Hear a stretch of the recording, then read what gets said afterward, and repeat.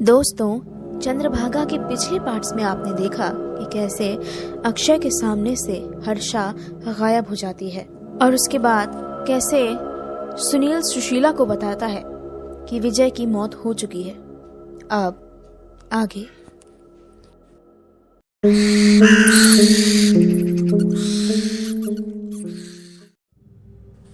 देखो सुनील, पहले तुम शांत हो जाओ और उसके बाद ठीक से बताओ आखिर हुआ क्या है। सुनील ने कहा, कल रात विजय का शिकार हुआ है। सुशीला ने कहा, इसका मतलब तुम्हें सच में लगता है कि विजय को चंद्रभागा ने मारा है?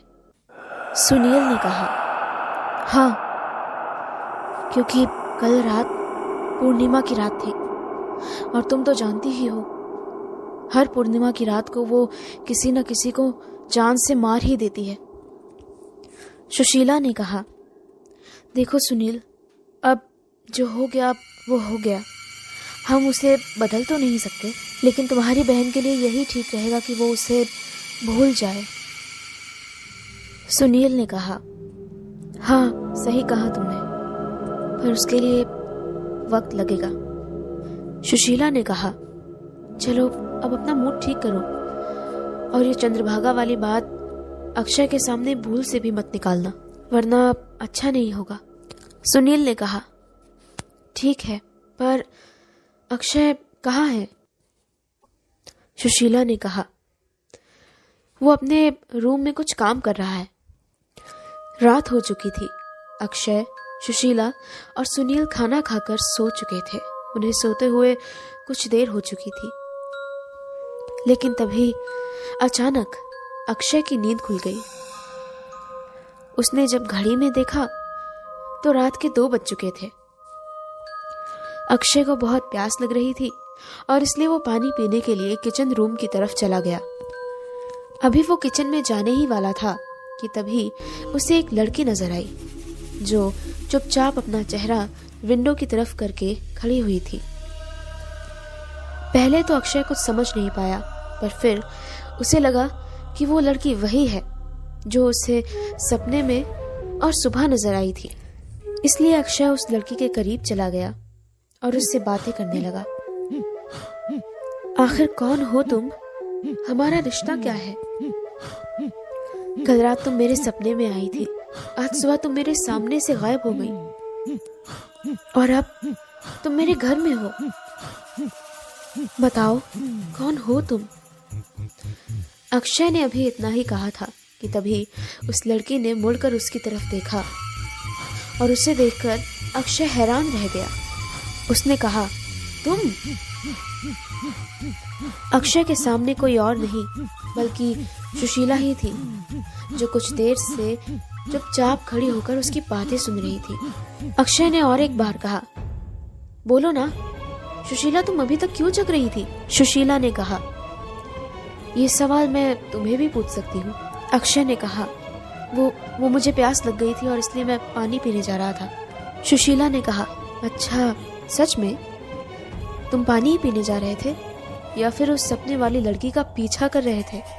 अक्षय ने कहा, आई एम सॉरी, मुझे लगा कि तुम वो। अभी अक्षय अपनी बात पूरी ही कर पाता उससे पहले सुशीला ने कहा, और तुम्हें लगा कि वो सपने वाली लड़की मैं हूँ और इसीलिए कुछ देर तक तुम बहकी बहकी बातें कर रहे थे, सही कह रही हूँ ना? अक्षय ने कहा, सुशीला बिलीव मी, वो लड़की इसी गांव में है, वो सुबह मुझे दिखी थी। सुशीला ने कहा, ऐसा कुछ नहीं है, तुमने उस सपने को कुछ ज्यादा ही सीरियसली ले लिया और इसलिए अब तुम्हें वहम हो रहा है।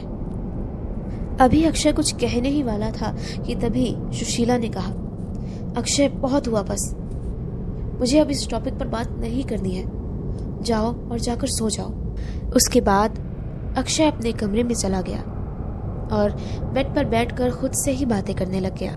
मैं हुई ही पागल जो उस सुशीला के सामने चला गया। बोलने से पहले मुझे देखना चाहिए था, अगर देखता तो इतना लेक्चर नहीं सुनना पड़ता मुझे। पर सुशीला इतनी देर रात तक क्यों जाग रही थी? खैर, मैं उससे सुबह पूछ लूंगा। इस तरफ सुशीला अपने रूम में बैठे बैठे कुछ सोच रही थी। यार, सुबह से देख रही हूँ ये अक्षय बड़ी अजीब सी बहकी बहकी हरकतें कर रहा है। पहले तो ये ऐसा नहीं था, पर कोई बात नहीं, मुझे इस पर नज़र रखनी होगी। सुबह के 9 बज चुके थे। सुशीला सोफे पर बैठी थी, तभी वहाँ अक्षय आ गया। सुशीला ने कहा, नींद पूरी हो गई? अक्षय ने कहा, हाँ, कब की। ये बताओ कि सुनील कहाँ चला गया? सुशीला ने कहा, वो तो सुबह 7 बजे ही अपने घर चला गया, अब कुछ देर बाद आता ही होगा। अक्षय ने कहा, अच्छा वो तो ठीक है, पर अभी तक तुम्हारी काम वाली बाई नहीं आई, पहले दिन ही लेट। सुशीला ने कहा, देखो अक्षय, वो मेरी दोस्त है, उसे बार बार बाई मत कहो। अच्छा ठीक है, एनीवेज मैं अभी फ्रेश होकर आता हूँ, तुम तब तक चाय बनाकर रखो। कुछ देर बाद अक्षय फ्रेश होकर नीचे आ गया, पर नीचे आने के बाद जो उसने देखा, उसे देखकर उसके होश उड़ गए। उसकी आंखें फटी की फटी रह गई। वो पूरी तरह से हैरान हो गया, क्योंकि उसके सामने हर्षा थी जो सोफे पर बैठी थी। आखिर क्या होगा जब अक्षय और हर्षा आमने सामने आएंगे? और क्या अक्षय सुशीला को बता सकेगा कि वो सपने वाली लड़की हर्षा ही थी? जानने के लिए देखते रहिए चंद्रभागा सीरीज।